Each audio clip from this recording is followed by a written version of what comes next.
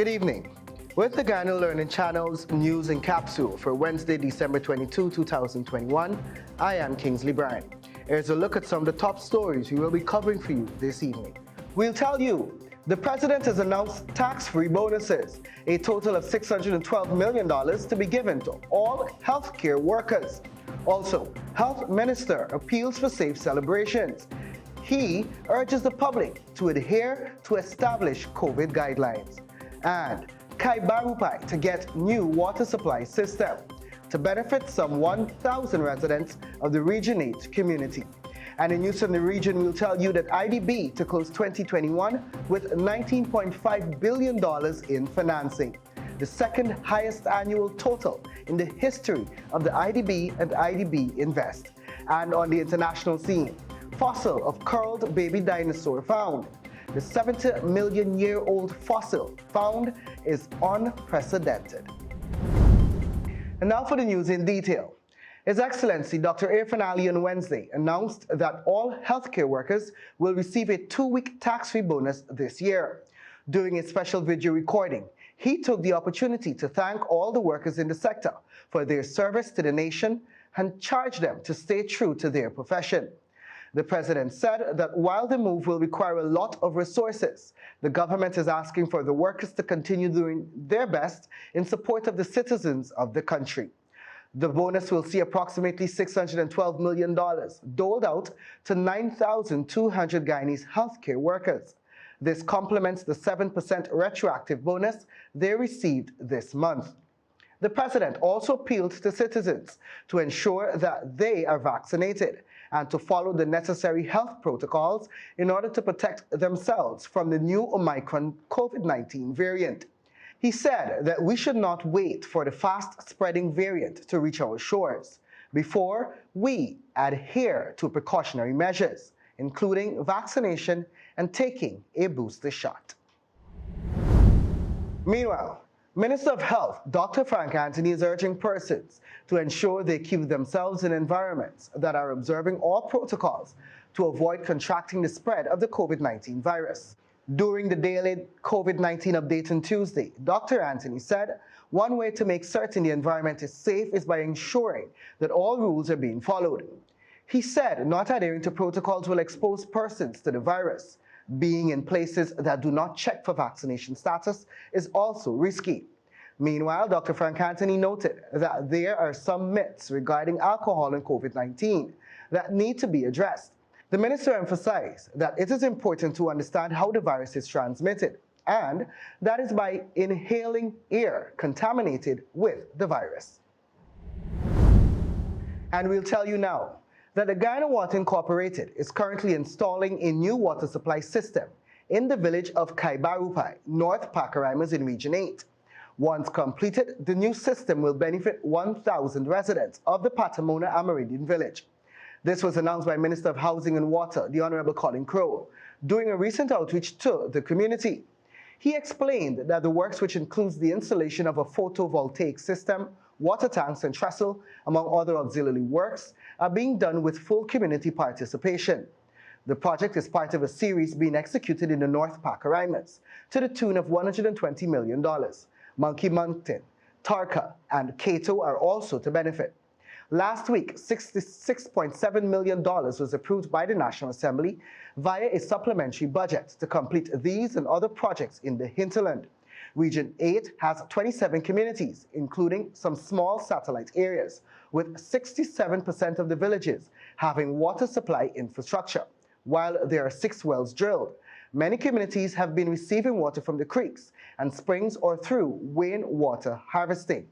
In 2022, the sum of $200 million is expected to be invested in water systems in Itabak, Kopinang, and Maikwak.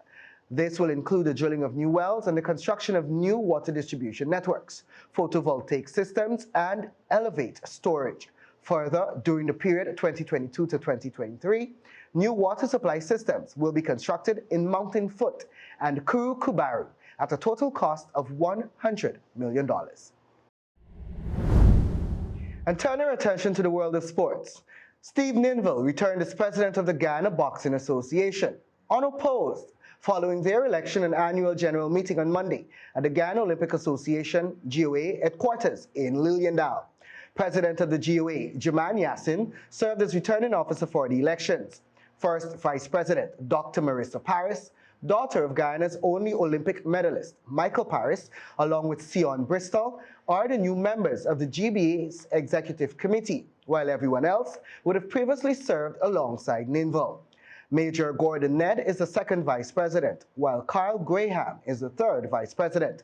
Stacey Correa is the association's secretary, and Dexter Patterson is the treasurer. Ninville, who also serves as a vice president of the America's Boxing Confederation, AMBC, highlighted that realization of the proposed Home for Boxing is top priority of the GBA's agenda.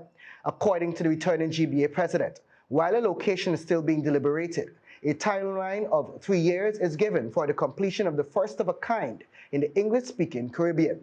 The approximately $120 million facility, when completed, will have a 20-room dormitory, kitchen area, and a state-of-the-art gym. Several gyms across the country are also earmarked for infrastructural development in 2022.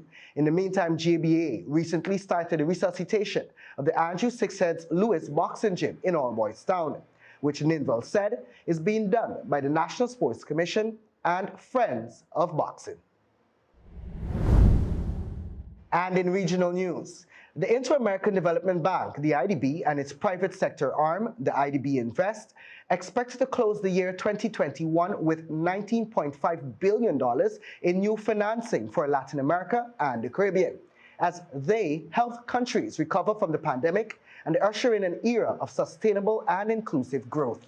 The financing is the second highest annual total in the history of the IDB and IDB Invest, and helps countries invest in priorities ranging from COVID-19 era healthcare and digitalization to climate change action, supply chains, and education. The funding will also help reduce gender inequality, expand entrepreneurial ecosystems, and empower small and mid-sized companies, which account for over 2/3 of the region's jobs. The combination of IDB loan approvals, $14 billion, and expected IDB Invest financial commitments, $5.5 billion, and private sector mobilizations, $2.8 billion, totaled $22.3 billion. Latin America and the Caribbean is the region hardest hit by the pandemic. Home to about 8% of the world's population, it accounts for almost 1/3 of all COVID-19 deaths, over 1.5 million people. The region also continues to face high inequality and serious economic and social challenges. Of all projects approved in 2021, nearly 70% included one or more components to tackle climate change, while 75% addressed gender issues. Almost 40% of approvals went to small and vulnerable countries. And that story was extracted and modified from Loop Caribbean News. And on the international scene, an unprecedented fossil of a baby dinosaur, curled up perfectly inside its egg, is shedding more light on the links between dinosaurs and birds. The 70-million-year-old fossil preserves the embryonic skeleton of an oviraptorid dinosaur, which has been nicknamed Baby Ying Liang, after the name of the Chinese museum which houses the fossil. Baby dinosaur bones are small and fragile, and are only very rarely preserved as fossils, making this a very lucky find, said Darla Zelenitsky, an associate professor in the Department of Geoscience at the University of Calgary in Canada. A reconstruction of a soon-to-hatch baby dinosaur based on the fossil was made.